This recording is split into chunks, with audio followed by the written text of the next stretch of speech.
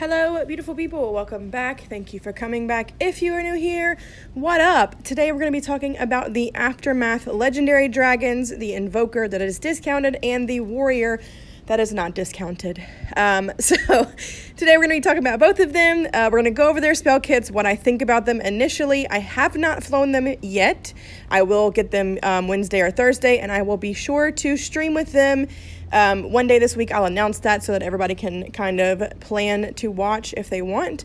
And I will definitely put content up as soon as I can, and I will practice as much as I can to get good runs for you guys and show them off. So first we're going to go over the discount Invoker Ikuma. All right, first positive. It is discounted. You're definitely going to want to get this guy if you're going for an early mythic. You want to get the base boost discounted, and you want to get Ikuma because it is discounted. If you can't get both, I don't know which one I would prioritize at this moment in time because I haven't flown the dragon, so I can't really tell you off the bat without flying it.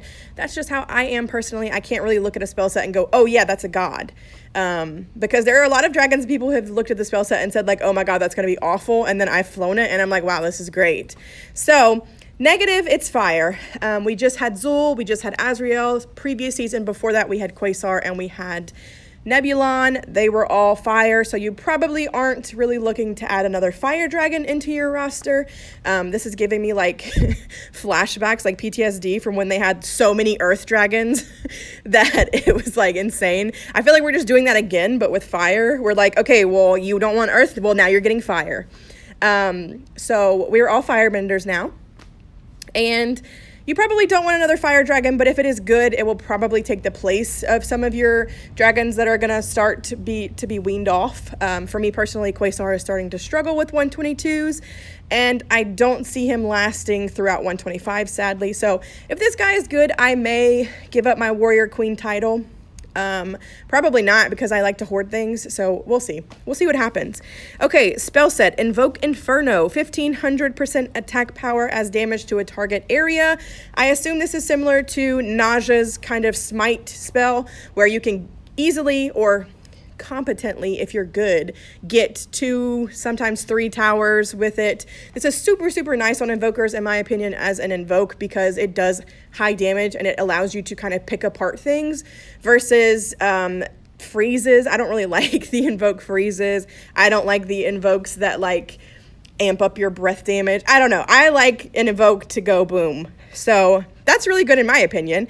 And then we have Incinerating Bolts. It is a red 1 rage spell. It instantly shoots and kills a target tower. Think about this as a spell flux type spell, except it doesn't do any splash damage. It just automatically shoots and prioritizes a tower. There is probably a rotation that I can politely ask Galileo for. So if I do get a rotation as far as what the Incinerating Bolts kind of prioritizes, I will let you know. But in my opinion, I think it's more like a spell flux without the splash damage. And it has a 4-second cooldown. That's really not that bad to me. It may be horrible for other people, but I can easily get that back turning onto an island. And I could probably use 2 to 3 on a long island. So depending on how fast or slow you fly, you can get 2 or 3 off. And then we have Persevere, which is a blue 1 rage spell that lasts for 3 seconds. It is a shield that absorbs all damage and Mage Tower super shots, which is super, super nice.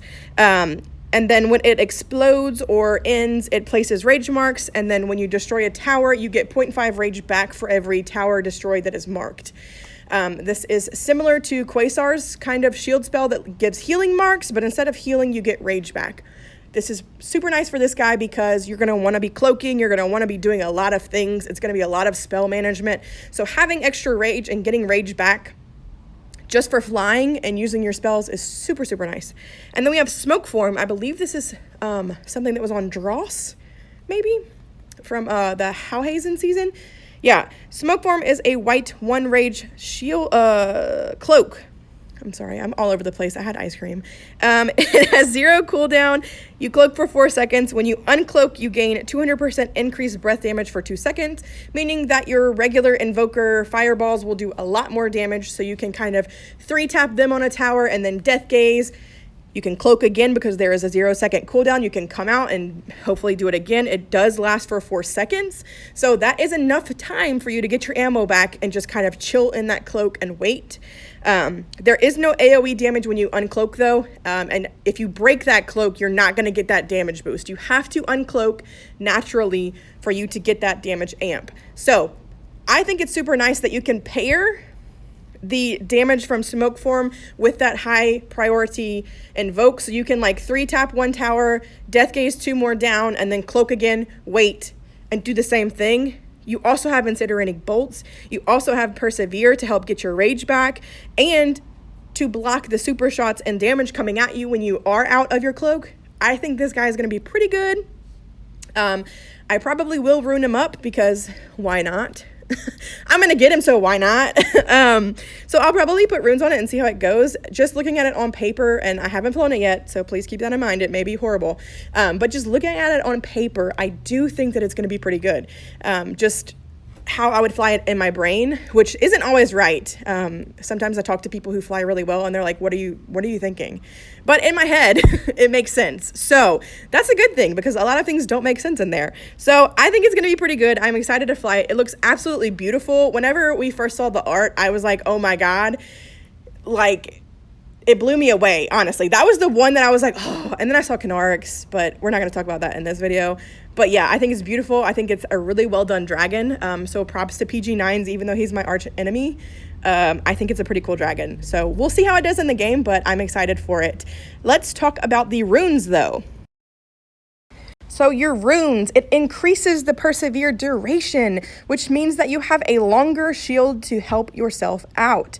That is super nice. So it looks like you can get like 4 and 0.75, almost 5 seconds. If you put all the runes, I would probably just do the mythic one though and get that extra 1 second. I probably wouldn't use the legendary unless you didn't have any other invoker runes to help you out. So definitely the legendary and the mythic are usable. I don't ever use epic runes no matter what they are. So I'm just kind of like above that.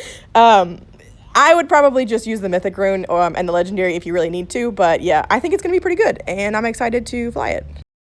All right, the next dragon that we have, it is a legendary earth warrior, Zumat.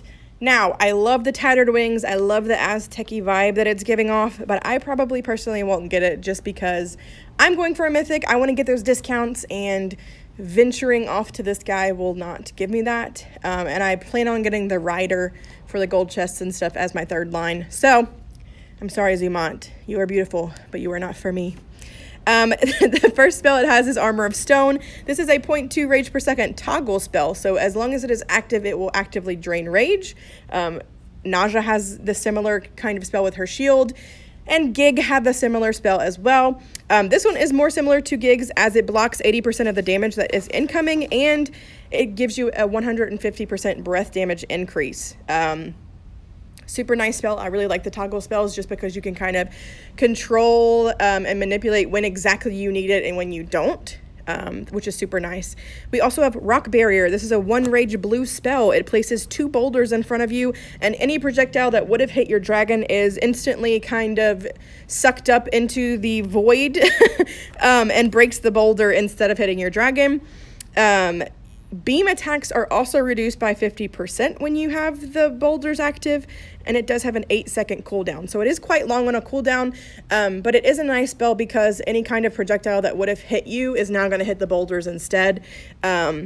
And it also reduces the beams. So if you stack the 80% damage reduction from the toggle spell with this beam reduction, you're reducing beam towers like lightnings and storm towers, and then fire and ice turrets and the pylon. You're reducing that by a lot. And then we have Avalanche Breath. It is a 0 rage white spell. Now this increases your breath damage as well by 75%, and it deals 20% HP to the dragon over 3 seconds. But it heals for 12% HP per tower destroyed. So while it is active, you are gaining the breath damage increase. You're hurting yourself a little bit, but you're also healing as you destroy towers. And it gives you 100% rage at the same time. It has a 4-second cooldown, So just keep that in mind and only use it kind of when you really, really need it, because it does hurt you as you use it, but it also heals you at the same time. It's very similar to one of the new sorcerers that just came out, that hurts itself, but then you can heal. The runes also increase the duration of Avalanche Breath, so that is really, really nice too. You can use it longer, and that means you can heal longer. And it's super nice that you have that 100% rage regen, so you can keep using your barrier spells. You can keep your toggle going, and then it also has Boulder Drop, which is a white 1 rage spell. It has a 2-second cooldown, but you damage towers for 20% HP and you freeze them for 3 seconds. I believe this is a smaller AoE freeze, so you can get like 3 towers, from what I remember seeing on the video, I think.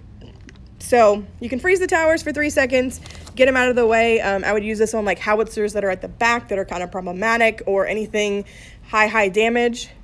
You're reducing your damage a lot if you have that breath damage amp active already. That's reducing the 80%.